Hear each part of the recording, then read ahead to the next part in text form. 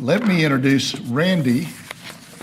Randy has had a very diverse career. He's reinvented himself 5 or 6 times in terms of his business career. He joined Samford Administration as Vice President of University Advancement in April 2008. So that means he's on his 11th year, if I figure right, my good Georgia education. He was Chief Financial Officer in Imagion and BioChrist Pharmaceuticals, BioChrist, and Skindefarm. And before that, he was with AmSouth as a Senior Vice President. He was Senior Vice President of Caremark, and he started his career with Ernst & Young. That was my degree, but I never got with a Big 8 firm. Was it Big 8 when you graduated? What is it now, Big 4? So Randy has really had a very diverse career.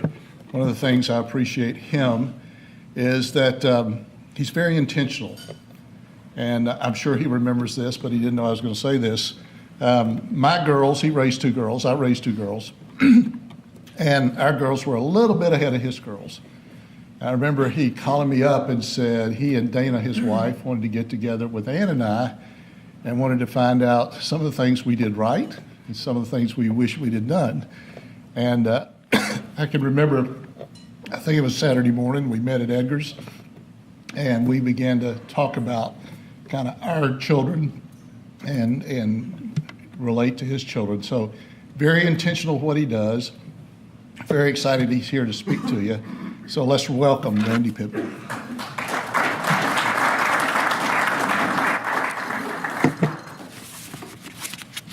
Thank you, Bill, and thanks, guys, for showing up today.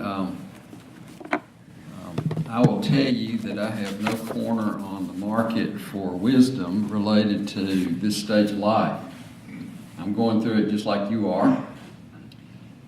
You guys will probably hear me say some things that you've thought of before and that you've heard about before, and so it won't be anything that terribly new.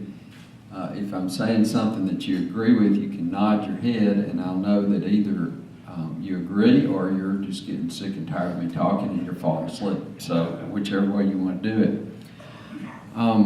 My career, as Phil said, I've had a hard time keeping a steady job. It's been 6 different places I've worked in a 42-year business career in Birmingham. But the good thing is I've been able to stay right in this area and raise my family in the same church and in this community with so many of you all that I've gotten to know as great friends, and I appreciate that. But I spent 34 years, almost 34 years in corporate finance related positions, and then, as Phil said, about a decade or so ago, left there and went into higher education, Christian higher education, and I underline that because that's the reason I did it. And it was a big career change for me, and it was a big turn in my emphasis of what I did at work every day. And in a way, I looked at it as my call to ministry. But I'm going to read you a couple of actually 3 Bible verses that really underpin everything I think about when I think about work.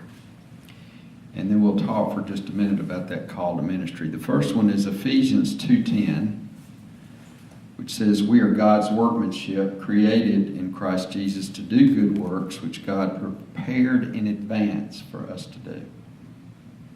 The second one's 1 Peter 4:10. "Each one should use whatever gift he has received to serve others, faithfully administering God's grace in its various forms." And then Colossians 3:23 in the second half of verse 24 says, "Whatever you do, work at it with all your heart as working for the Lord, not for men. It is the Lord Christ you are serving."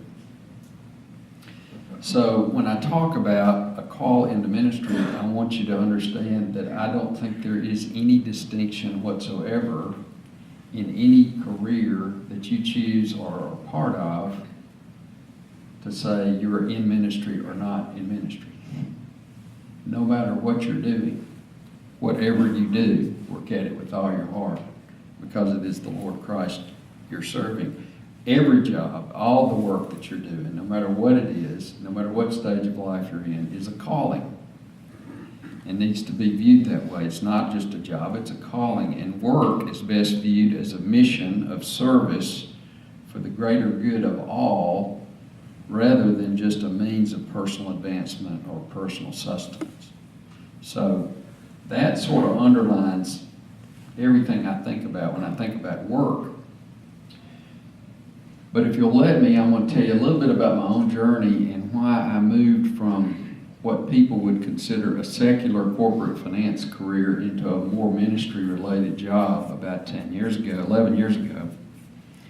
And as I tell that story, understand that I'm not making a distinction between ministry and work. It's just my journey, and this is what happened to me, and this is what I thought about when I made the change. I am a CPA. I've been in corporate finance for a long, long time.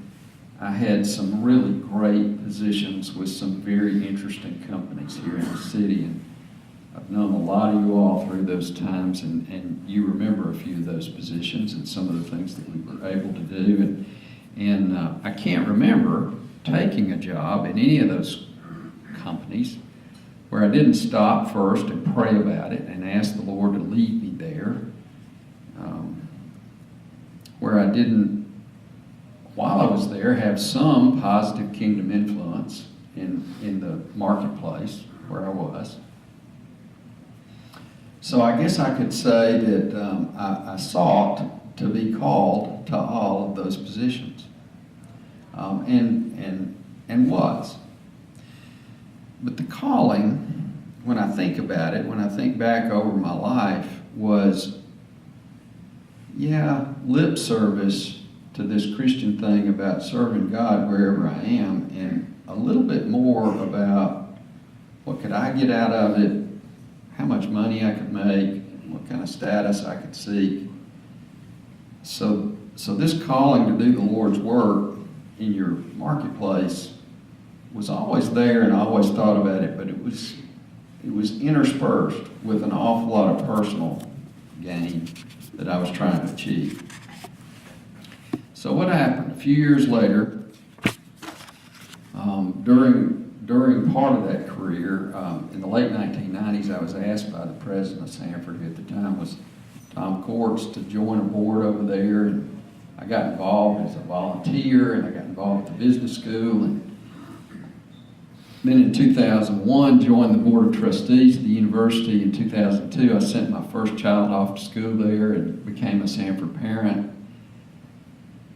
When you live 8 minutes from the campus and 70% of the students are from outside the state, they find you. Your daughter makes friends. You all know, some of y'all know my daughter, and she's a bit outgoing. And so before I knew it, we had Sanford kids coming to our house all the time, and regular Monday night dinners at our house with students, and some fun things like that. And it didn't take me long to realize that I just had a great passion for these college-age students that I was getting to know and that were my kids' friends, and just couldn't wait to see what the Lord was going to do in their lives and build them up. And so it became a very passionate thing for me. Well, during that same period of time, we had a presidential change at Sanford, which I was involved in because I was a trustee of the university, and we hired Andy Westmoreland to come in as president in 2006. And in addition to knowing Andy as a trustee, I was also his Sunday school teacher, and so we got to know each other pretty well. And after he'd been there about a year, he started floating the idea with me that I needed to come over and work on the administration of the university. And it would have been a big career change because it wasn't a corporate finance job. I'm not the CFO. I don't do any of the accounting work. I don't do any of that. In fact, Mike Darwin's here today, and Mike does most of that now. My job is more sales and marketing related. I mean, my job is to represent the university on an external basis, to deal with alumni, and to raise money. And so it was a change that was fairly substantial in my day-to-day responsibilities. And it was changing my mindset because I've always worked in a for-profit, high-growth organization, and now I'm going to a not-for-profit with a solid Christian mission. And so all of that was roaming through my mind. And even though I had the passion for the students, I wasn't quite sure whether it was the right thing to do. And then Gina Westmoreland, who some of y'all may know, who's Andy's wife, was sitting in my den one night, and she said, you know, in the role of a CFO of a company, how much of your time do you spend doing accounting work or tax work versus the time that you spend dealing with the board or customers or the investors or the external relations? And I said, well, really the latter is about 85% of what I do, you know. And she looked at me and she said, well, Andy's just asked you to do the same thing, except you're going to have a better product to sell, and you're going to have much more internal significance in the work that you're doing. And that left me, one, speechless, and two, unable to say no. So I made that change. And before I made it, though, I had to talk to a few people. One was my boss at the time, who many of you know as well, Chuck Jett, who was the CEO at Magion, and I'd worked with Chuck as a partner for 6 years and known him longer than that. And we had a business trip up to New York, and I remember we got off the plane and it was kind of late. We were looking for something to eat. We went in this Irish pub and we're sitting there over a bowl of stew and we're talking. I sat there and told him that I thought I was going to leave the company and go to work at Sanford. And he sat there just eating and didn't say anything for a while. And then finally he looked at me and he said, you know, if you told me you were going to a competitor, I'd be sitting here formulating my counteroffer. But what you just described to me is what God put you on earth to do, and if I get in his way, I'm being disobedient. And that, you talk about an affirmation. You hear that. And then I also talked to my pastor, and I talked to a couple of trusted friends, and everybody was telling me, you know, this is your passion, this is something that you need to follow. So let me interject away from my own story now for a second and just give you a couple of ideas that run through my head as I think about this. When you're thinking about a second career, or when you're thinking about making a major change in your focus at this stage of our lives, I was 54 at the time. Many times it might not be as major change as you think it's going to be. You're likely to utilize gifts and talents that you have been given and have been honing in your life for 25 or 30 or 35 years in whatever you're asked to do next. It's rare that you'd be asked to do something so different that you're not utilizing what God has already gifted you with. So if you're looking to make a radical change, make sure that radical doesn't mean I ain't got a clue how to do this. It needs to have something to do with your gifts and maybe more importantly, your passions.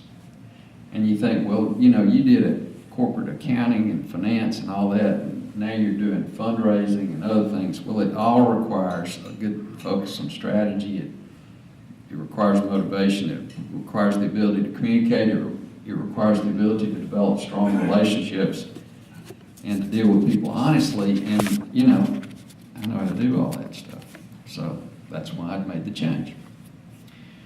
There's a guy that wrote a book called Unlimited Partnership that I'd recommend for just about anybody who's thinking about making a change in the later part of their careers.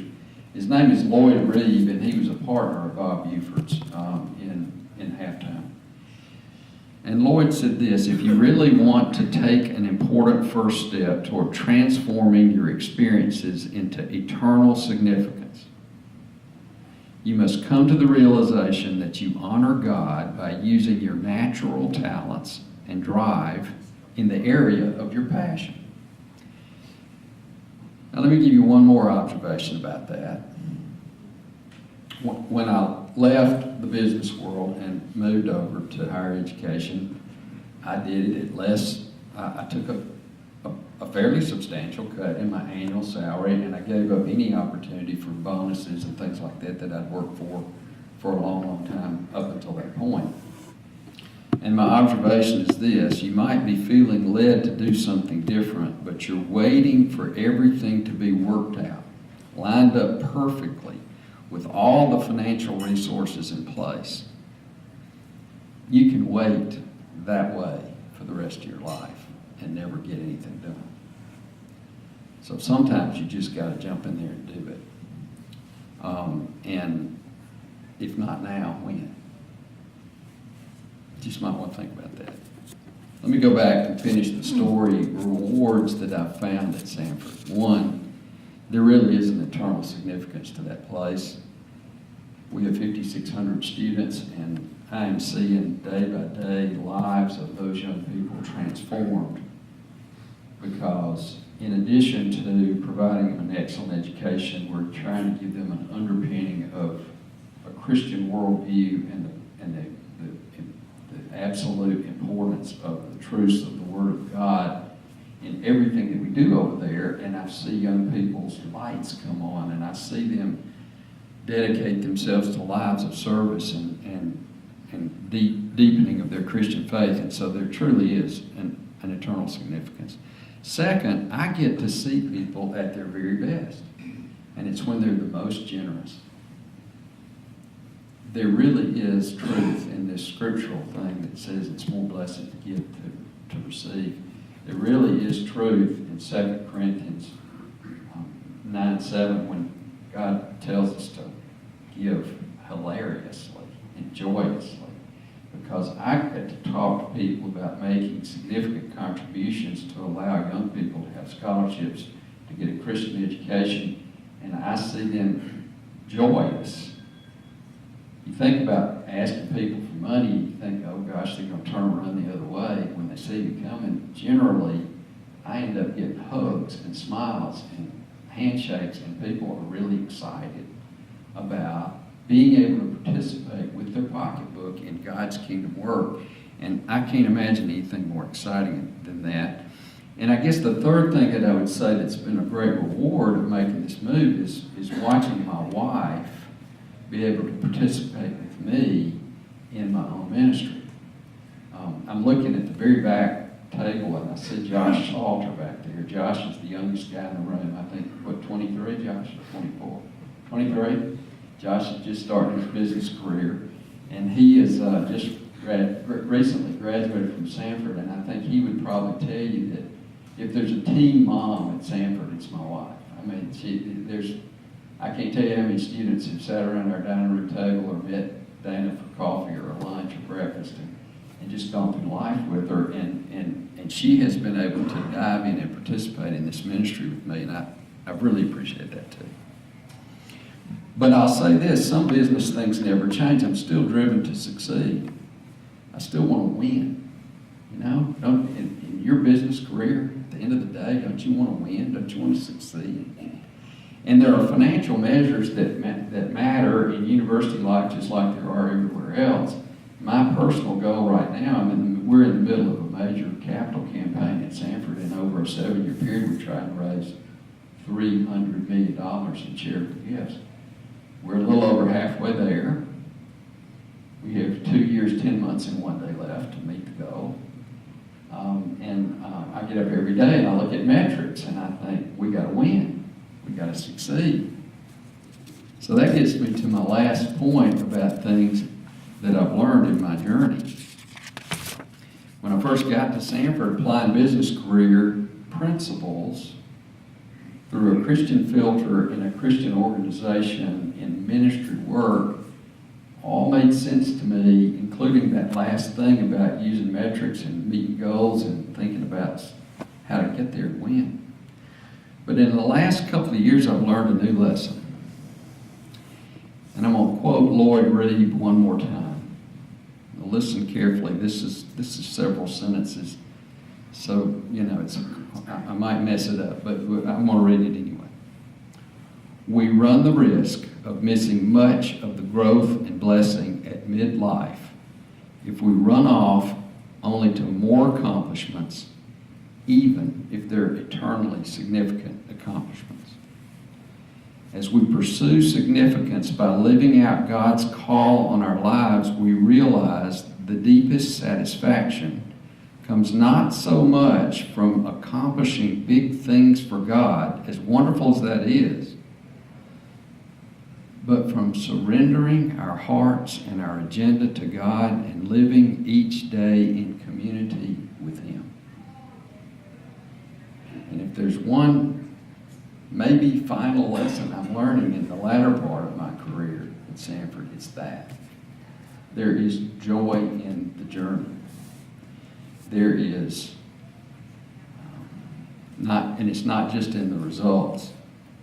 And when you see the joy in the journey, and when you live each day in community with God Himself, you can see the little things that come your way every day in business that I used to look at as a distraction because I had this big goal out here as being, well, maybe a divine appointment that I need to spend some time with this person or this person or this person. Jesus was only in his public phase of his ministry here for 3 years. And he walked around the earth, and I'm sure there was a sense of urgency in his mind every day of all the things that just had to be accomplished before he got out of here. But if you read through the Gospels, he went distraction after distraction after distraction, interruption after interruption after interruption. And what did he do? Every time he stopped and ministered and took care of that need. So as I walk through the journey in higher education and a student needs to see me, I try to block out time every day so that there be some time to see some students and talk and be a mentor and be a part of their lives as we're coming along. It's not just about raising the money or meeting the financial goal. It's about seeing lives transformed one at a time. So that's a little about how I got to where I am today, and I guess maybe why Phil asked me to talk to you. But I got a few more ideas that I want to give you before we go. I just have a few of these that come to my mind as I thought about where we are in life. I'm 65. I've been at Sanford, as Phil said, now nearly 11 years. I don't know how much longer I'll be there. I'm not planning on leaving anytime soon. But yeah, I have begun to think, when I had to sign up for Medicare, you have to start thinking about what's next. Okay, so, and I've done that. So I'm in thinking about what's next. A few things come to mind that I think are worth at least mentioning, and then maybe we'll talk about it. One, Phil mentioned this book Bob Buford wrote about halftime. And he talks a lot in his ministry over the years before he passed away about finishing well. My friend Gary Fenton, who's recently retired pastor at Dawson Baptist Church, and who now works in my office at Sanford in his second career, spent about a half a day with Bob Buford a few months before he died. And he told me this. He said, he talks about finishing well in the book, but he said to me, I wish instead of saying finishing well, I'd said continuing well. Think about that for a minute.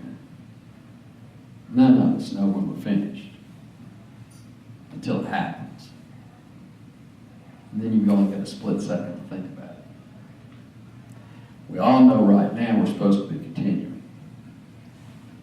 I think that's a pretty good way to think about it. Second thing I would say is, when you reach a retirement age, you may find that you have a little more time for recreation, but don't ever expect to find any meaning there. Some of the guys I know who play golf 150 or 160 times a year have improved their game a little bit, but they're not. They would tell you they wish they could get back in the game and do something different. They wish they had a little more purpose in their life. I'm going to give you another quote. This is from Tim Keller. Work is an indispensable component in a meaningful human life. It is a supreme gift of God and one of the main things that gives our lives purpose. Whether you're getting paid for it or not, whether you're putting in 60 hours a week or 6, you still need to work.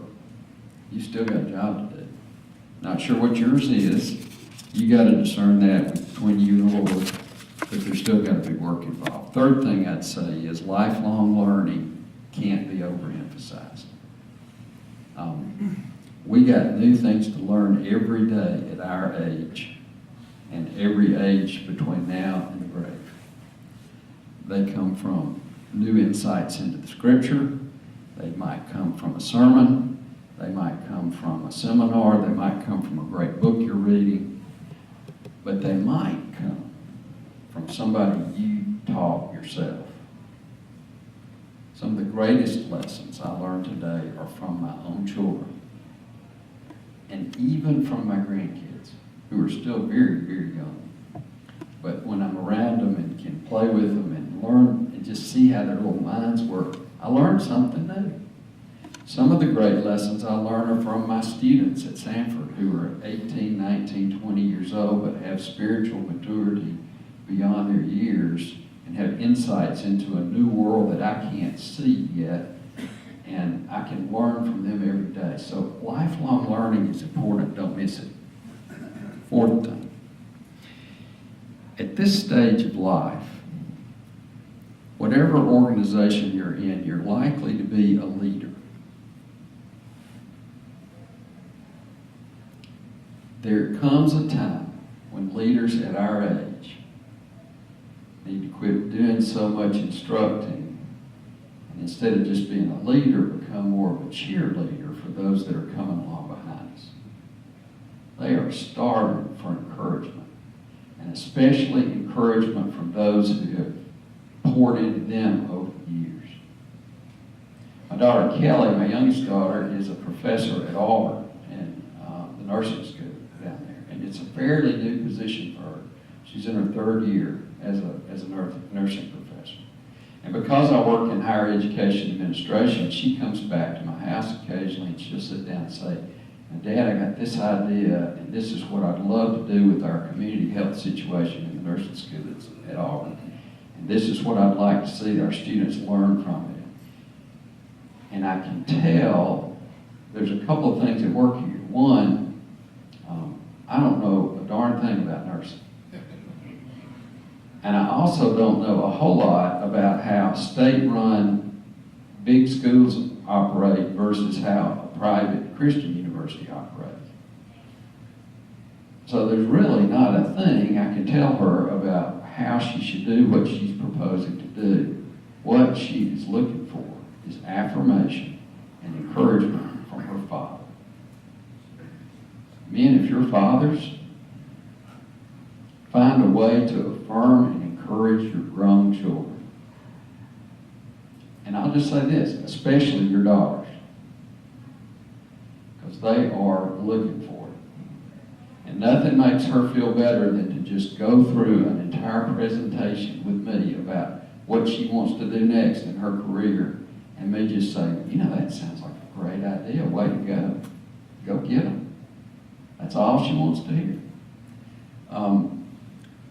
So you need to be a cheerleader at this stage of life, maybe even more than you need to be a leader.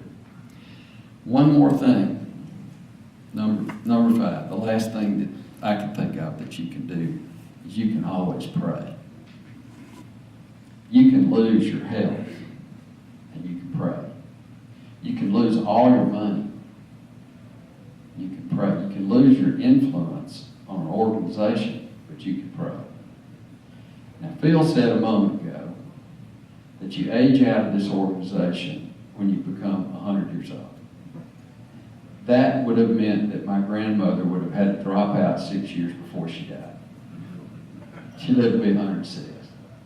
And I used to go see her back in the 80s and 90s, and she was in her 90s and even over 100, and she'd say things like, I don't really know why I'm still here.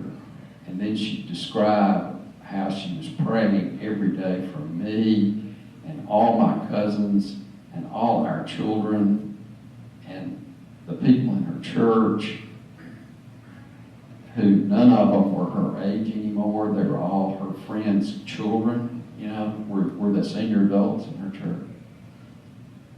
And I thought, well, of course, I know why you're here. You're still praying. So if you lose everything else, you still don't have to lose your purpose, because you can still do that. But even if you're healthy, and even if you're rich, and even if you still have influence, you ought to do it anyway. And I'd sum up by saying, never stop serving and always be faithful. And now, if you have any questions, you can ask Phil. Thank you.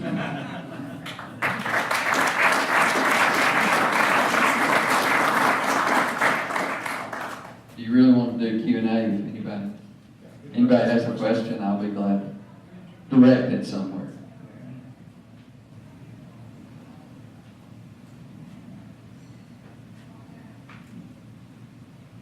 So what do you think? What's been your biggest struggle? Say that again. Your biggest struggle? My biggest struggle is with pride. Anybody in here relate to that? I love having a title that says I'm got some officer position. I like I like that kind of stuff, and I love being heard and feel like I've got some influence, and I have to channel every day through prayer and say something like, Lord, don't let them see me, let them see you. And no matter what I do, me seems to raise its ugly head every now and then. That's the biggest struggle. In terms of transferring from one career to another, frankly, I've been amazed at how transferable the concepts are. The one big change about higher education versus entrepreneurial business is the length of time it takes to make a decision. We have something known as shared governance in a university, and that means that you got to get buy-in from an entire faculty, and you got to get buy-in from all kinds of committees and things like that. Sometimes it takes a long time to make a change, to do things. In my previous job, if we decided to do something at lunch, we'd have a quick meeting at 1 o'clock, and by 3 o'clock, the operations team was implementing. So it's a little different. Other questions? Any regrets? Not one. I'm telling you, I have had more fun doing this in the last 11 years than anything I'd ever done previously, and I had some good jobs previously, but this far and away. And it's because of the young people that I get to know, like Josh and hundreds of his friends, that we get to pour a little bit of our life into. Mr. Pittman, Yeah. what's been your favorite memory at Sanford? My favorite memory at Sanford. Josh, you know me well enough to know I don't do favorites very well. People ask me my favorite color. I said, there's about 6 of them. I'm sorry, I ain't got one.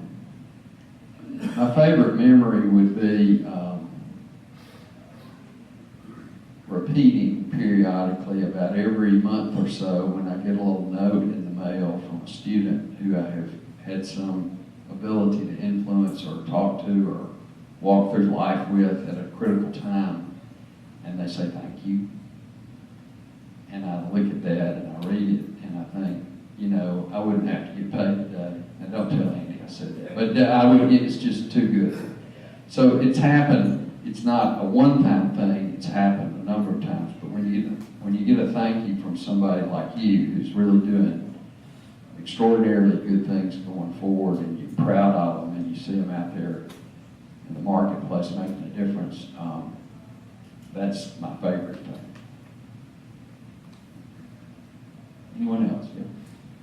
Great, thank you. I wanted to ask, what's the most important thing you learned from God in this transition? The most important thing I learned from God in this transition. That sounds sort of like a favorite.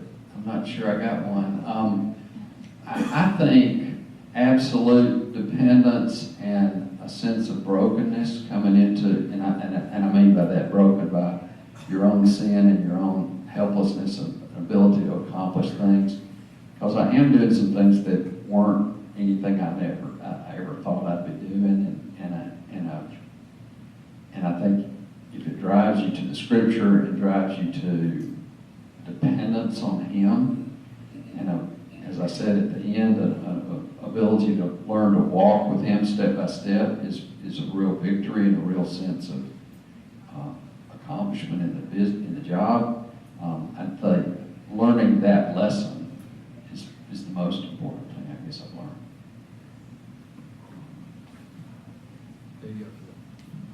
Thank you, Lynn.